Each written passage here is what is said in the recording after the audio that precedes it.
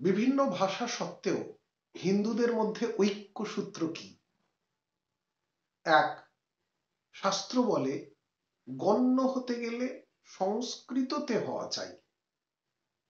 সেই জন্য ভারতের যে কোনো ভাষার উপর সংস্কৃতের আধিপত্য স্বীকার্য। দুই, সংস্কৃত অধ্যয়নের জন্য দক্ষিণের লোক উত্তরে এবং উত্তরের লোক দক্ষিণে গেছে। যখনই ওইসব দেশে বিশিষ্ট অধ্যাপকের উদয় হয়েছে, সঙ্গে সঙ্গে সে দেশের পূজা পাঠ, আচার ব্যবহার, রীতিনীতি, গ্রাম্য প্রবাদ ও গাথাও সর্বদেশে ছড়িয়ে পড়েছে।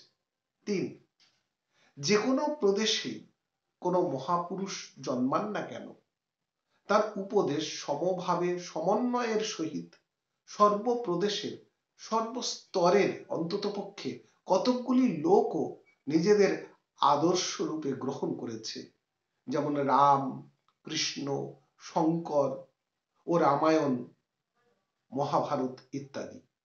চার, ভারতের যাবতীয় বীর যোদ্ধাই সমভাবে সর্বদেশে পূজিত, যেমন চন্দ্রগুপ্ত, অশোক, বিক্রমাদিত্যেরা, বিজয় সিংহ, রাণা প্রতাপ, শিবাজি, রণজিৎ ইত্যাদি।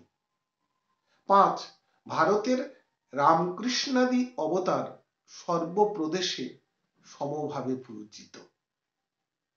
বিষয় হিন্দুর ঐক্যসূত্র।